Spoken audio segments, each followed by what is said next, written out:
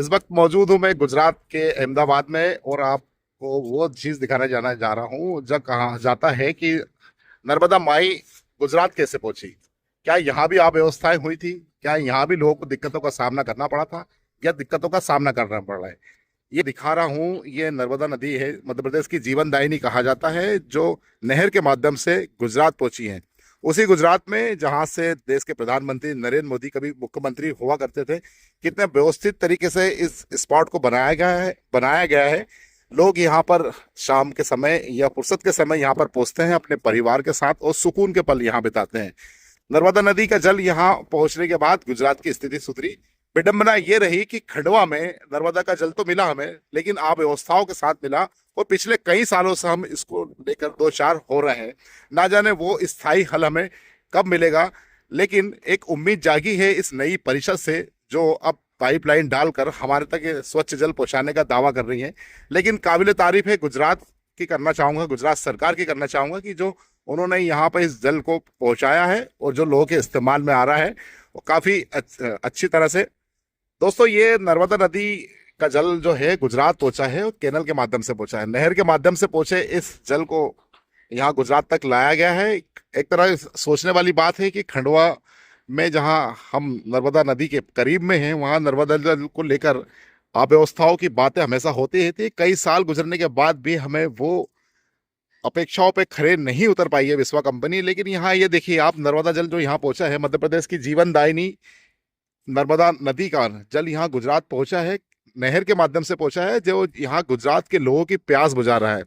आप देख सकते हैं कि कितना व्यवस्थित तरीके से नर्मदा जल को यहाँ लाया गया है। ये आप जो देख रहे हैं ये नहर है, और इसी माध्यम से इसका जल वितरण होता है, और अन्य इस जगहों पर इसका इस्तेमाल होता है। चलिए अब हम आपको दिखाते हैं कि किस तरह से इसको सहेजा गया है, इस नर्मदा जल को। मेरे देखिए, ये काफी व्यवस्थित तरीके से नर्मदा जल यहाँ पहुंचा है। और ये आप एक गार्डन देख रहे हैं यहाँ पे। सबसे खास बात यह है कि ये जो कबूतर दिख रहा है आपको, ये कबूतरों के लिए लोग खाने दाने की यहाँ पे व्यवस्था करते हैं। यहाँ जब टूरिस्ट शाम के वक्त यहाँ आते हैं तो इन पक्षियों के लिए अनाज रख के चले जाते हैं, और दिन भर ये अपना अनाज यही खाते हैं। देखिए आप कितनी संख्या में यहाँ मौजूद हैं। इनको देखने के बाद आपको शायद मुंबई के होटल ताज की याद आ गई होगी, जहाँ पर इस तरह के नज़ारे देखने को मिलते हैं। लेकिन ये एक प्रकृति का अच्छा चित्रण ही है, जो यहाँ पर ये परिंदे मौजूद हैं और अपनी प्यास और भूख मिटा रहे हैं। कोशिश मेरी यही रहेगी कि अगर मैं गुजरात में एक दो दिन और रहा तो आपको ऐसी कुछ चीज़ों से रूबरू कराऊंगा। मेरे साथ बने रहिए और देखते रहिए। दोस्तों नमस्कार, सलाम। मैं इस वक्त मौजूद हूँ अहमदाबाद में, गुजरात। देश के प्रधानमंत्री नरेंद्र मोदी के उस शहर में जहाँ से उन्होंने अपने सियासत का सफर शुरू किया था। मैं आपको कुछ दिखाना चाहता हूँ।